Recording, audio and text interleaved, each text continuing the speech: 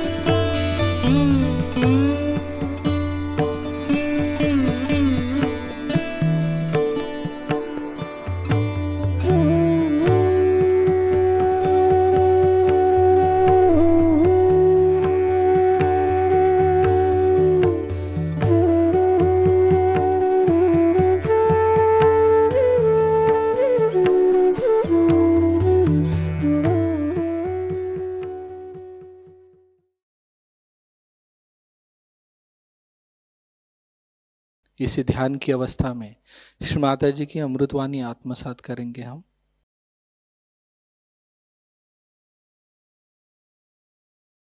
But we have another kind.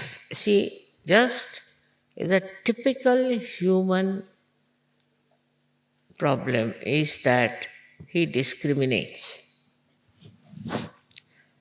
through ego, which I must say Christ has tried to fight your ego. He was born in a very humble family.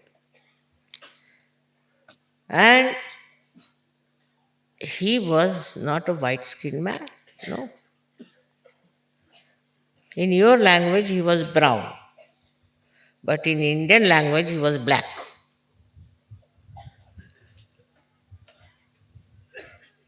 But when it comes to spirituality, you just see the enlightened one. You don't see what color they have the skin. It's very, very superficial. But this is one of the enemies of the Western life, I think, which must be conquered. Materialism is another one. But the worst of all, which is against Christ, is immorality. Immorality is so much accepted in the West. All kinds of immoral behavior is accepted. Like they say that all these immoral people say vote for somebody, he becomes the president of America. Then it's all right, doesn't matter. All kinds of immorality is allowed. But that is absolutely against Christ. Absolutely. People don't understand that immorality will lead them to a kingdom which I don't know what to call because it's even worse than animal kingdom. And they are so immoral. They listen to people like Freud as if they have no brains, they have no spirit to take note of such a man. Only after Sahajayoga, model of Christ's life, you can have. Whatever is past is over and finished. Today, now, you are realized souls, and morality is your strength. Forget about the past, and I'm sure you can get many more people under the banner of Sahajayoga if you lead a very, very moral life. At the same time, another very bad enemy we have is our anger. So they're very proud. They'll say, I'll now get angry.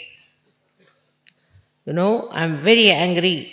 They're not ashamed about it. And they go on saying that I'm very angry, as if it's not wrong to say I'm very angry. Now they say, I hate. I mean, imagine any Indian language, if they use this word, it would be meaning I'm committing sin. So all this aggressiveness comes from anger. If somebody has to be angry, he should be angry with himself. Best is to get rid of anger. You can pull your hair, you can bite yourself, you can use your pillow to hit yourself. That may be the best way of taking out your anger. But see, for what are you angry? Sometimes it's absolutely useless. Sometimes it has no meaning. Sometimes it's absolutely maddening, stupid. But as long as you stop saying, I am very angry, that's it. That's the time you should know you are falling down completely.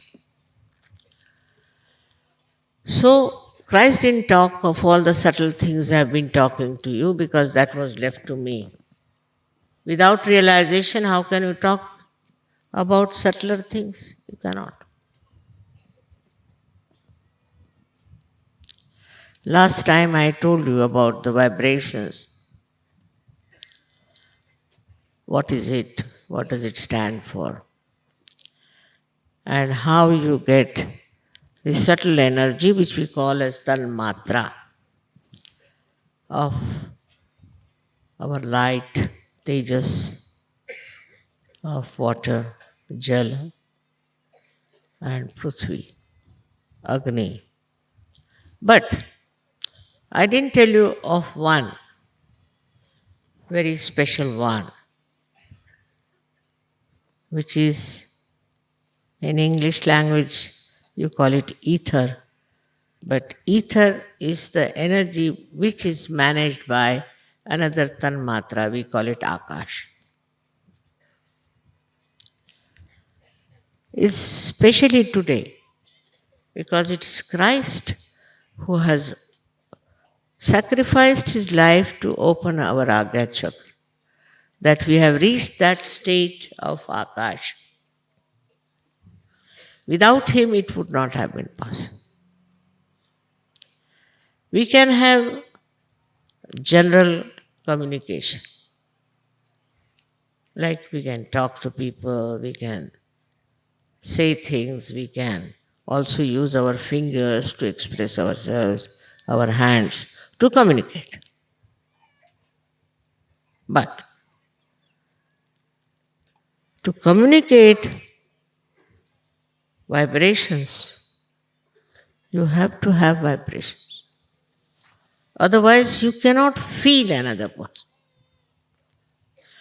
But if you are at the agya level, means you are mental, absolutely mental, then your vibrations also are dwindling in the sense you don't know what really they are saying. You can't judge your vibrations because these vibrations are mental. They'll say, Mother, we asked the vibrations. I said, really? But you don't have any vibrations, how can I ask the vibration? It's a very common thing.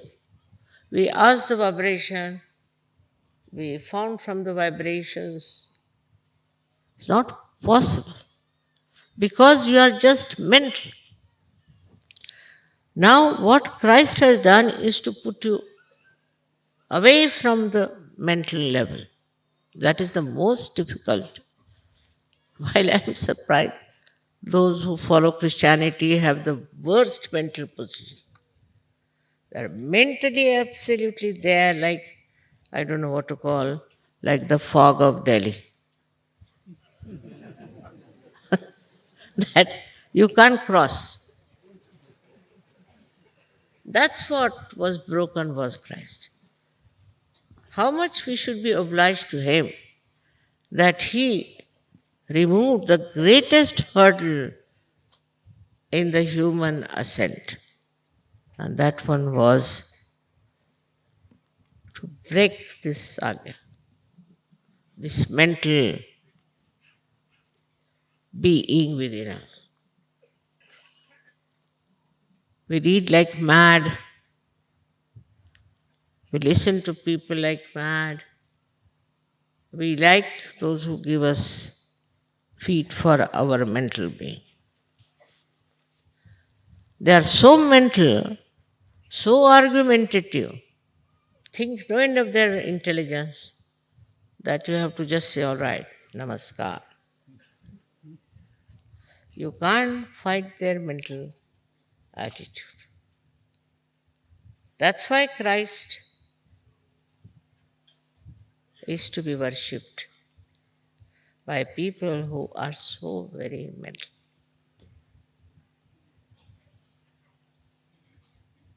And this mental nonsense has given such a sense of superiority to people. Oh, whatever we do, what's wrong? What's wrong?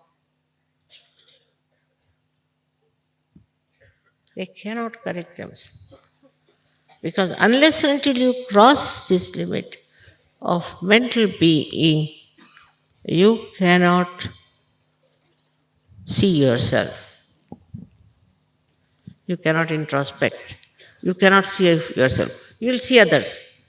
The Sahajogis are like this, Sahajayoga is like that, all kinds of things. But you can't see yourself because the whole thing is mental. This mental attitude should be completely curbed through the help of our Lord Jesus Christ. But He is also mental.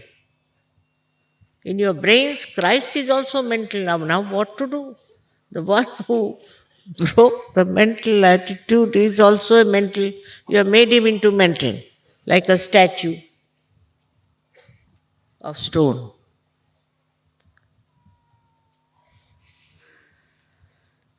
So, firstly, we have to tell ourselves now don't think, don't think, don't think, don't think. 4 times. And then you can rise above. And this is very important. In meditation, you have to go beyond the mind. And thanks to Christ that He's sitting at the Agya to finish off this nonsense of mental being.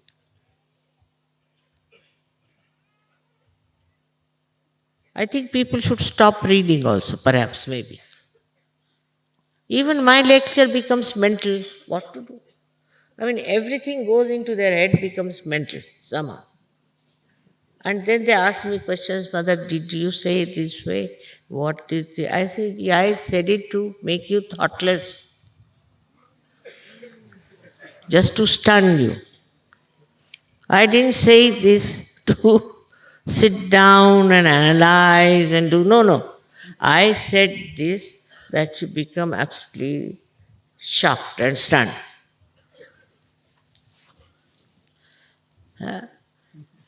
So, the best thing for all of you is to become thoughtless. That's the blessing of Christ. That's what He worked it out for. And I'm sure if you work it out, that don't pay attention to others. Don't react. Just don't react. Everything they will see, they'll react. What is the need? What is the use? What are you going to do with that reaction?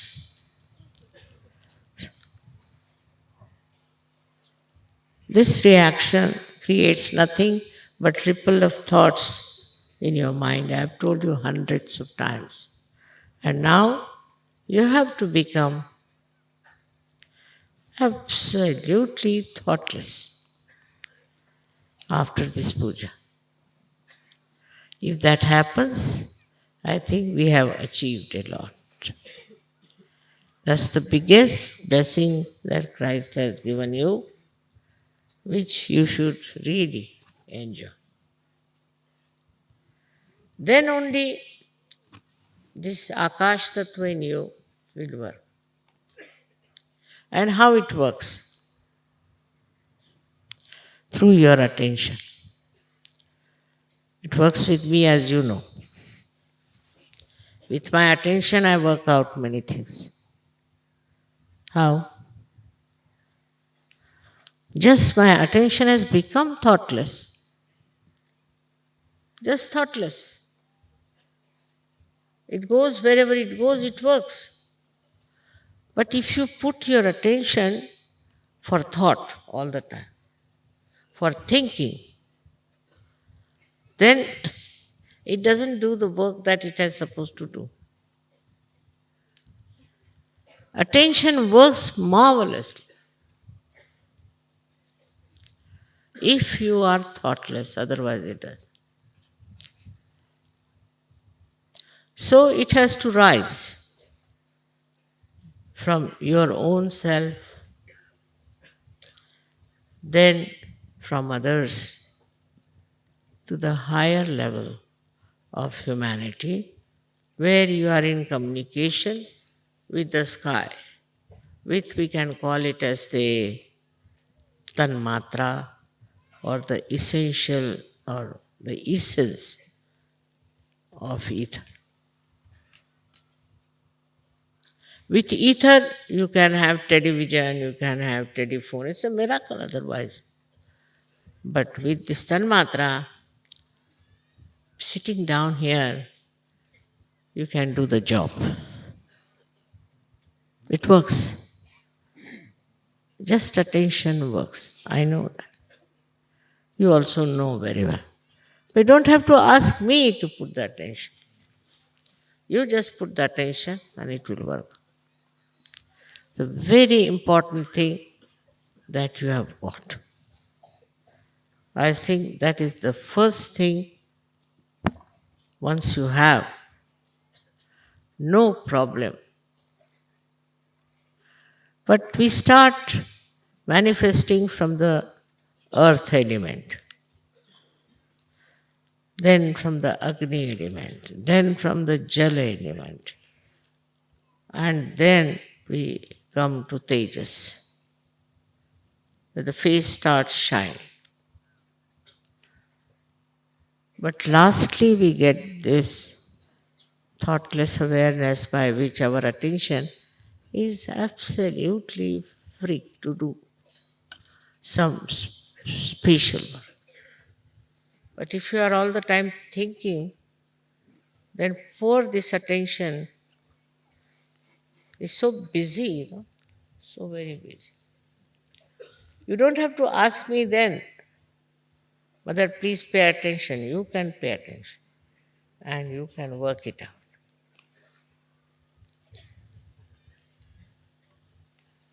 In this attention,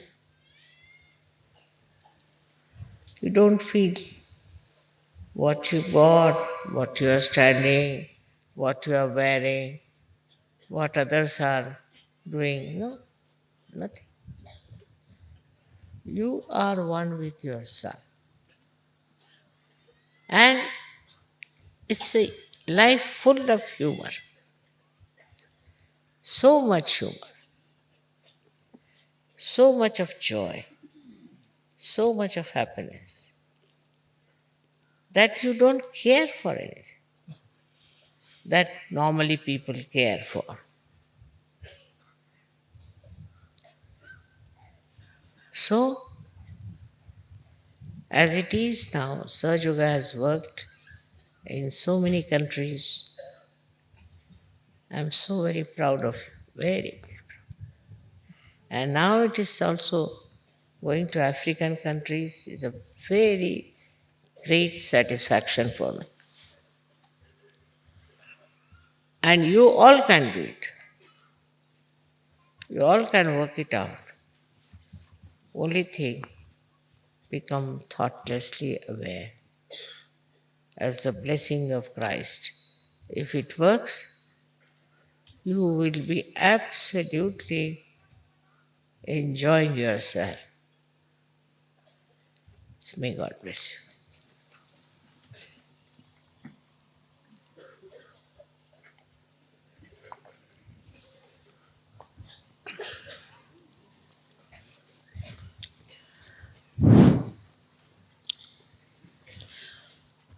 अब बात यह है कि अंग्रेजी भाषा हमारे ऊपर 300 वर्ष से लदती गई। मैंने कभी अंग्रेजी सीखी नहीं, कभी भी नहीं। स्कूल में भी एक छोटी सी किताब थी और कॉलेज तो मेडिकल कॉलेज में कोई सिखाता ही नहीं अंग्रेजी।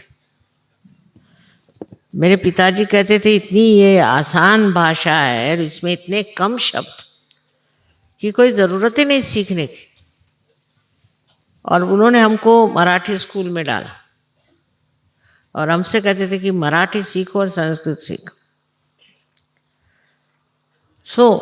मैं संस्कृत भी मैंने कभी नहीं सीखी और हिंदी तो कभी भी नहीं सीखी। कोई सवाल ही नहीं उठता। स्कूल में भी नहीं सीखी, कॉलेज में भी नहीं सीखी, कहीं हिंदी भाषा मैंने सीखी ही नहीं।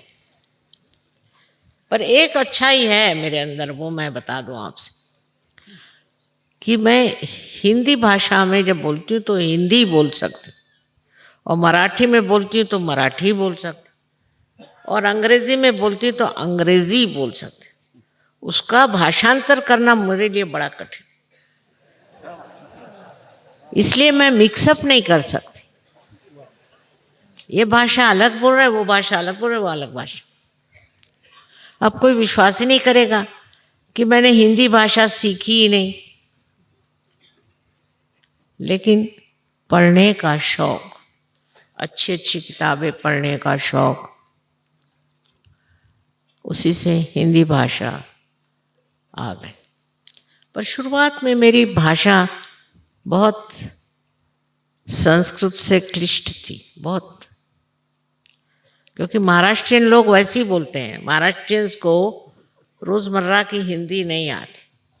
वो जो हिंदी भाषा बोलेंगे उसमें आधे से ज्यादा तो संस्कृत शब्द और बचे खुचे मराठी शब्द।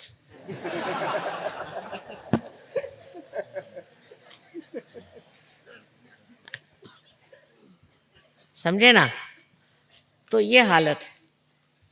अब हमने जो इसमें समझा है वो ये है कि भाषा का भी एक वरदान होता है।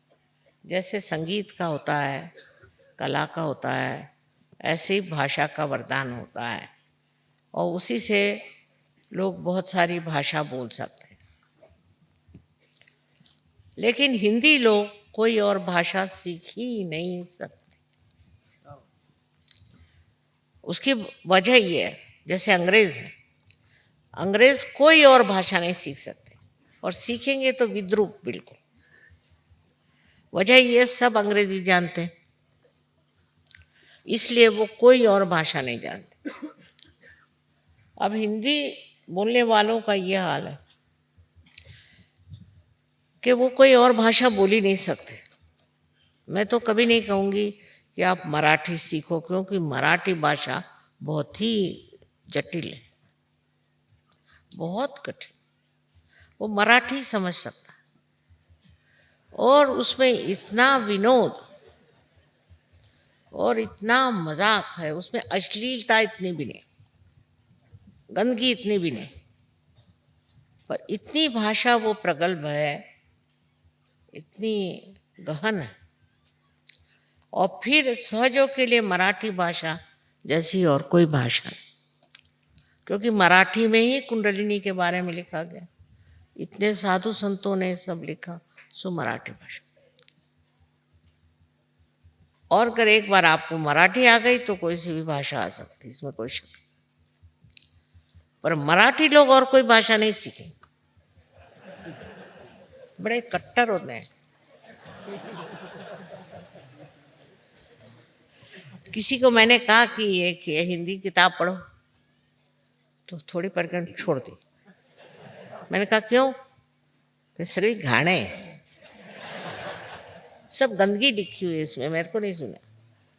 क्योंकि इतनी शुद्ध भाषा और इतने शुद्ध विचार मराठी में। पढ़ने के बाद, आप गीता पढ़ने के बाद कोई रास्ते पर की चीज़ पढ़ो, सड़क छाप, वो समझ में नहीं आ। सो आप लोग में से कुछ लोग सीखे मराठी तो अच्छा है लेकिन बड़ी कठिन भाषा है और इसमें पर्याय बहुत भाषा का। आज इसलिए मैं बता रही हूँ कि महाराष्ट्र में आके भी मुझे हिंदी में ही बोलना पड़ता है, क्योंकि आप तो मराठी भाषा जानते नहीं। पर पूना में मैं मराठी में ही बोलती और मुंबई में भी हिंदी में बोलना पड़ता। अगर कोई सीखना चाहे तो मराठी भाषा सीखे, ये सीखने वाली भाषा। और इतनी कमाल की है कि हमारे नामदेव, जो बड़े भारी यहाँ के बहुत बड़े संत हो गए, उनको गुरु नानक साहब ने बुलाया और उनसे कहा कि तुम पंजाबी सीखो और पंजाबी में तुम लिखो। इतनी बड़ी किताब लिखी हो ना पंजाबी में। अब मुझे पंजाब भाषा में, जब पंजाब में रही, अगर आपको मराठी भाषा आ गई तो सिवाय तमिल के आप सब भाषाएं सीख सकते। और तमिल के भी कुछ शब्द सीख सकते हैं, ऐसा नहीं। इस प्रकार इस देश में जबकि 14 भाषाएं सरकारी भाषाएं, we have, you'll be surprised, 14 official languages in this country. So मैं ये कहूँ कि अगर मराठी आप लोग सीख लें तो आपको 14 में से 8-9 भाषा तो आ ही जाए।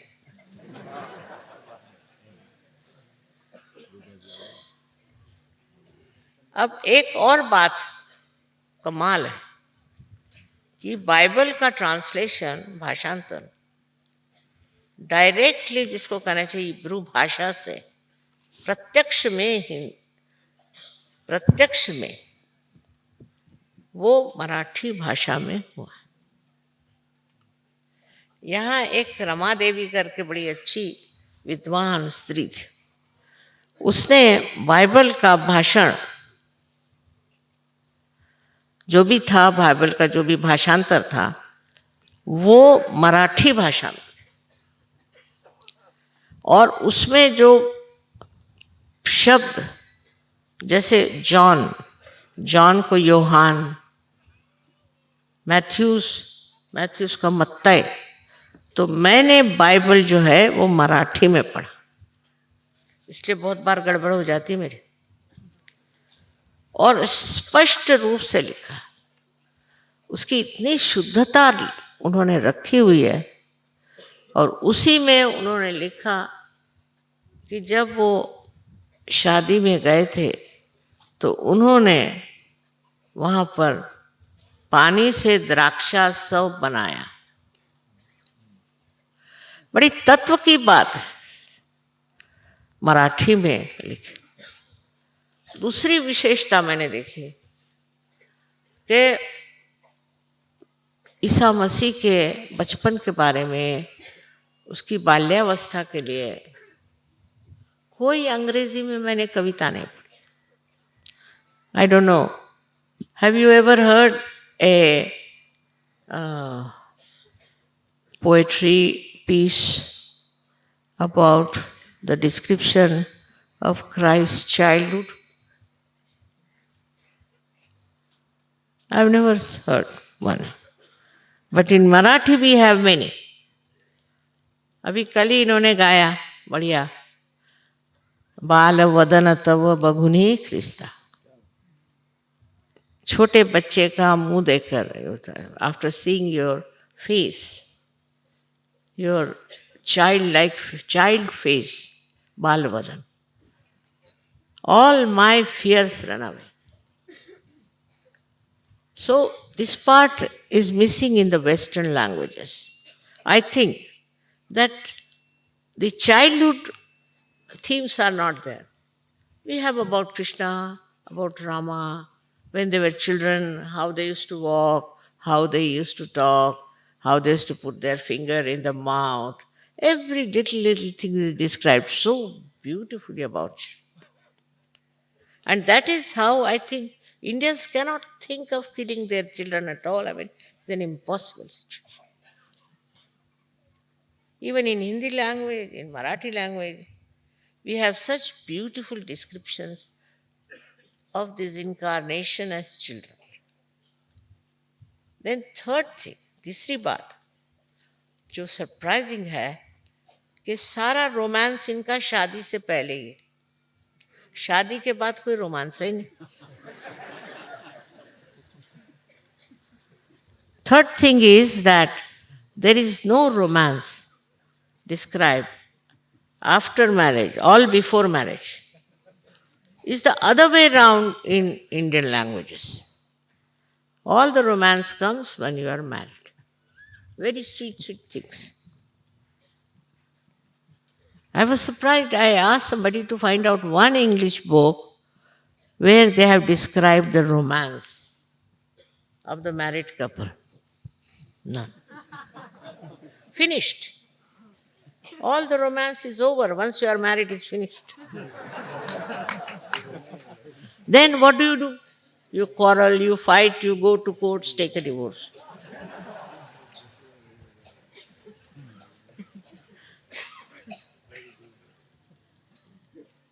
That description is not there. और यही बात है कि हमारे ऊपर बड़ा भारी एहसान हमारे संस्कृति का है, बहुत बड़ा।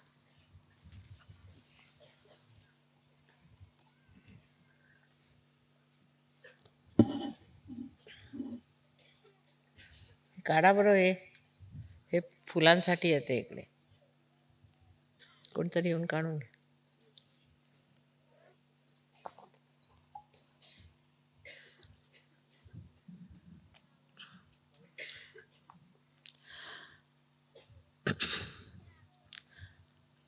तो हमने मराठी में बाइबल का ट्रांसलेशन पढ़ा और उसमें जो बातें लिखी हैं वो बड़ी गहन। अंग्रेजी भाषा ने तो बदल ही दिया उसका स्वरूप, मैं सोचती हूँ। और ईसा मसीह के बारे में भी जो पवित्र, अत्यंत आध्यात्मिक स्वरूप का वर्णन मराठी बाइबल में है, वो ना तो हिंदी में है और ना ही वो इंग्लिश में। तीसरी बात कि मराठी आदमी जो है बड़ा हुद्दार है। राजस्थान में भी जैसे मेवाड़ के लोग तो बड़ा हुद्दार है, वो अंग्रेज से कुछ सीख लेने वाला। अंग्रेज अगर सिखाए तो कहेगा राव दे रहने दो, आपके जैसे बहुत देख लिए। पर नॉर्थ में मैंने देखा कि बड़े अंग्रेजों का वो जोर, सूट बूट पहनना, टाई लगाना, जूते पहनना और सब पे रोब झाड़ना। महाराष्ट्र में मराठी आदमी को सूट पहनाना बहुत कठिन।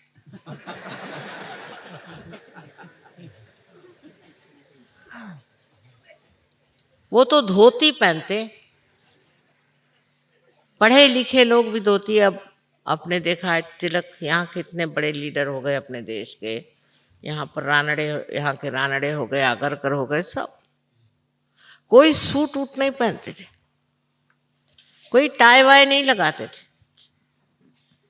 हाँ, सरकारी नौकर हो गए तो करते हो, पर यहाँ सरकारी नौकरी करना भी बड़ी निम्न श्रेणी की बात समझते। महाराष्ट्र में आपको पता हो, बहुत बार लेख आते हैं, लिखा जाता है कि आप सरकारी नौकरी क्यों नहीं करते।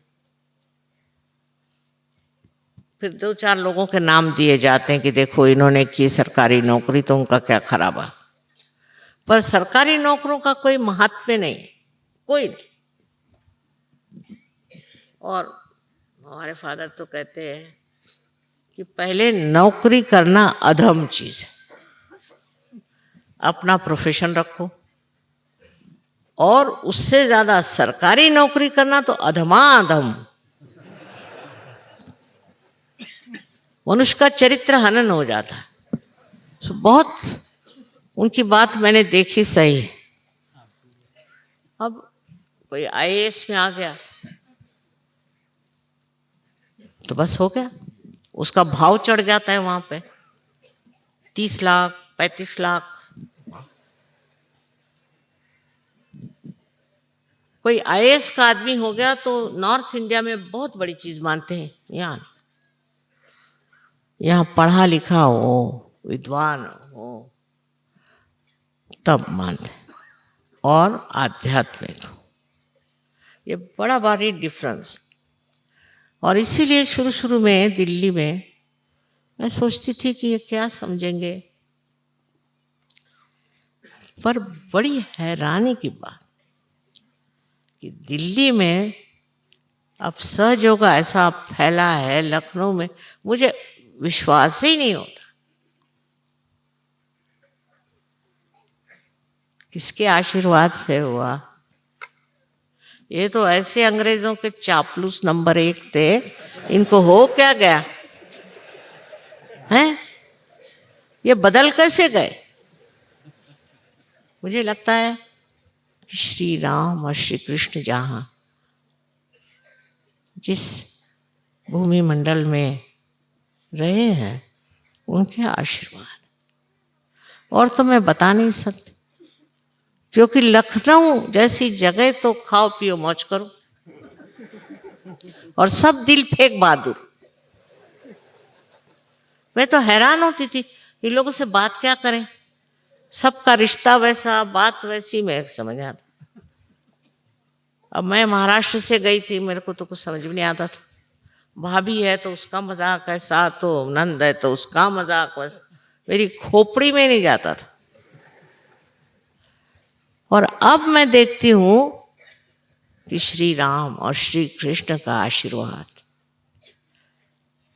और कबीर की वाणी, नानक साहब का आशीर्वाद। अरे ये पंजाबी लोग, मैं पंजाब में पढ़ती थी तो मैं सोचते थे ये पंजाबी, इनकी तो कभी खोपड़ी में स झुक जाएगा ही नहीं। और मैं हैरान, मैं बड़ी हैरान, इतनी भक्ति और इतना आनंद इन्होंने कैसे प्राप्त किया। वहां ना कोई कोई प्रवचन नहीं देता था, कुछ नहीं, कैसे क्या होगा। अब महाराष्ट्र में बड़ी मेहनत करी मैंने, बाप रे बाप, एक एक गांव देहात हर जगह गए, बड़ी बड़ी मेहनत करी। लेकिन महाराष्ट्र में ये बात नहीं। जो बात नॉर्थ इंडिया की वो महाराष्ट्र में नहीं है। बड़े आश्चर्य की बात, मैं कहूं कि इतनी मेहनत की सब बेकार ही जाती, उल्टे मेरे पीछे हाथ धो के लग गए। पता ये हुआ मुझे कि यहाँ गुरु घंटाल बहुत, नेक गुरु, हर एक आदमी का गुरु, गुरु गुरु, घर में गुरु घुसे हुए इतने गुरु लोग हैं यहाँ, कुछ पूछे। वो पंचांग आता है ना, उसमें भी हर एक गुरु का नाम, उसका जन्मदिन, ये वो। मैंने कहा हे भगवान, और सब बिल्कुल बेकार लोग। इसमें कुछ कुछ महान भी थे, पर बहुत थोड़े, बहुत थोड़े। और ऐसे गुरु घंटाल कि जो सिवाय पैसों के और औरतों के सिवा कुछ नहीं जानते। इतनी बड़ी ये महाराष्ट्र की भूमि, इतनी पवित्र भूमि, जहाँ पर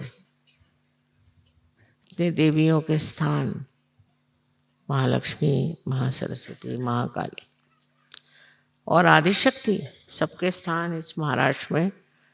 और अष्टविनायक और ये महाविनायक सब यहाँ बैठे हुए हैं। हाँ, ये लोग अश्लील नहीं, गंदगी नहीं, लेकिन धर्म को समझने की इनमें क्षमता नहीं रही, क्षमता नहीं। वही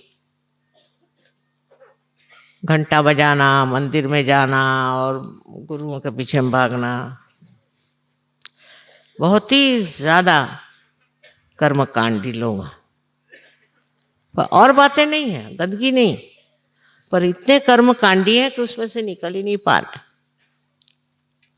इस तरह से मैंने आपको विश्लेषण करके बताया कि जो लोग फॉरेन के हैं, जिनसे मुझे उम्मीद ही नहीं थी, मैं सोचती थी ये क्या बेकार के लोग, इनको तो कुछ अंदाज ही नहीं किसी चीज का, वो वहां से वहां पहुंच गए। और नॉर्थ के लोग, जिनको मैं सोचती थी कि ये क्या आएंगे सहयोग, मैं तो दिल्ली को बिल्ली कहती थी। मेरी शादी भी दिल्ली में हुई, मेरे पिताजी भी दिल्ली में थे, बिल्कुल उम्मीद नहीं थी। पर आश्चर्य की बात है कि आज दिल्ली में और उससे नॉर्थ में, पंजाब में, यूपी में, सब जगह, राजस्थान, सहयोग फैल। ये महाराष्ट्र की दुर्दशा, और इस वजह से आप लोगों का यहाँ आना ज़रूरी है, क्योंकि आपके चैतन्य से यहाँ बहुत जागृति हो सकती और लोग महसूस कर सकते। आपके आने से आपका चित्त यहाँ आ जाता है, और उससे महाराष्ट्र के जो गुरु लोग बैठे हुए हैं, अब भी बैठे हैं बहुत सारे, मराठी में शब्द है उचल बांगड़ी करने, अब इसका मैं ट्रांसलेशन नहीं पता तो उनको उठा के फेंकने का काम आप लोगों का चैतन्य कर सकते, विशेषकर आज जबकि आप जीसस क्राइस्ट के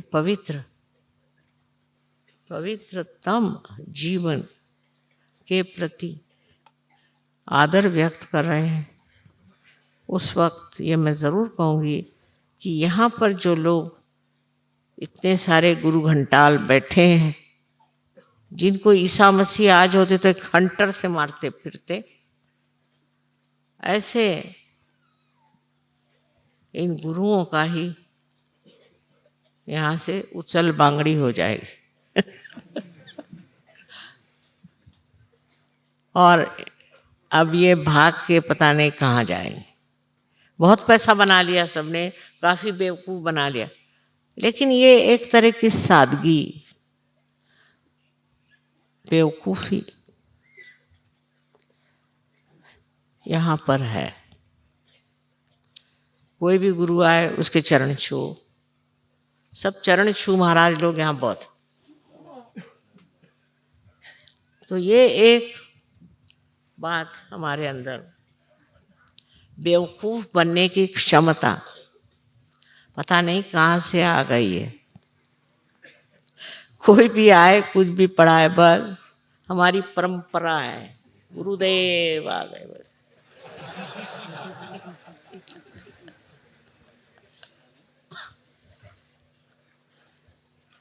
इस परंपरा से ही ये महाराष्ट्र ग्रस्त हुआ है।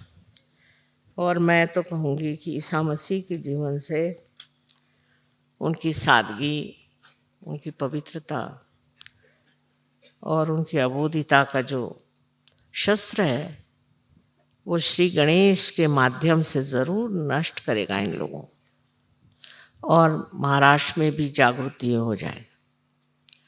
यहाँ भी लोग प्राप्त करेंगे उस परम धन को और परम तत्व को, जो यहाँ पर न जाने कितने संतों ने कहा। कुंडलिनी के बारे में ऐसा कोई संत ही नहीं जिसने नहीं कहा।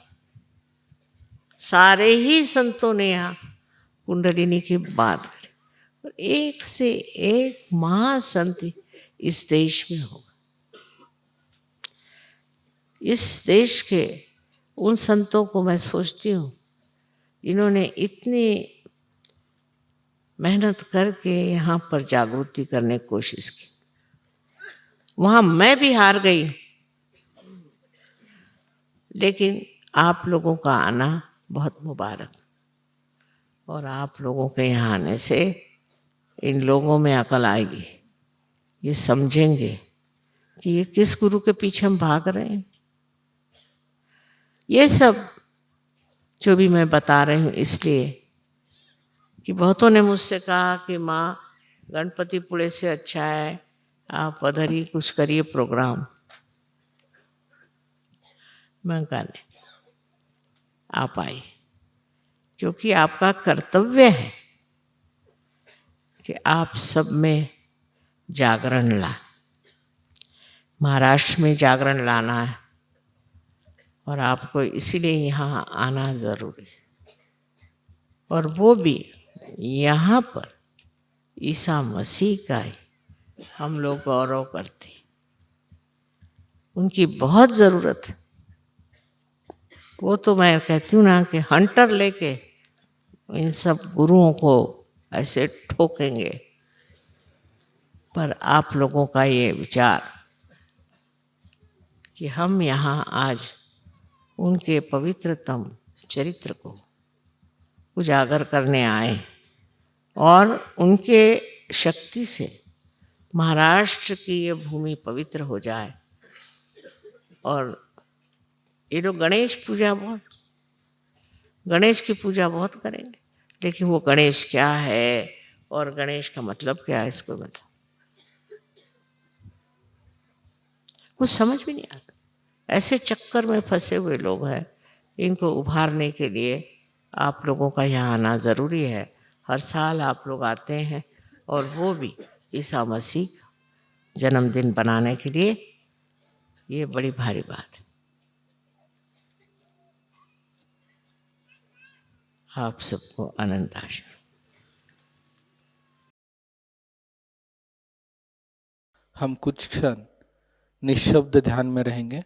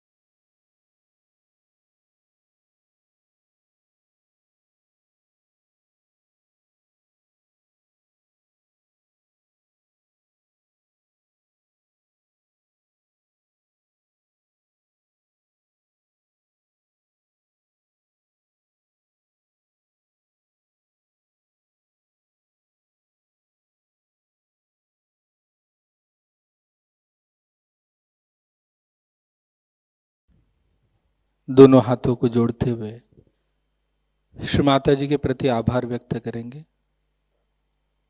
श्री माता जी, आज का यह सामूहिक ध्यान हम आपके श्री चरणों पर समर्पित करते हैं। आज के ध्यान में हमें जो आनंद मिला है, इसके लिए हम आपके शतशः ऋणी हैं। श्री माता जी, कृपा कर आप हमें विवेकशील, निर्भय, पवित्र, माँ के प्रति समर्पित बना दीजिए। कृपा कर हमारी आंखों में शुद्धता एवं पवित्रता प्रस्थापित कीजिए। हमारे हृदय में सांद्र करुणा प्रस्थापित कीजिए। हमें क्षमाशील व्यक्ति बना दीजिए। हमें खुद को पहचानने की शक्ति प्रदान कीजिए। जैसे आपने हमें आत्म साक्षात्कारी बना के सत्य के मार्ग पे चलना सिखाया है, सहज मार्ग पे चलना सिखाया है, वैसे ही आपकी परम कृपा में हम सहज योग के प्रचार प्रसार के शुद्ध माध्यम बने, ताकि आपका सहज संदेश, आपका यह प्रेम हम जन जन तक पहुंचा सके। श्री माता जी, कृपा कर हमारी सभी प्रार्थनाओं का स्वीकार कर हमें आशीर्वादित कीजिए। नमस्कार करके कलेक्टिव बंधन लेंगे।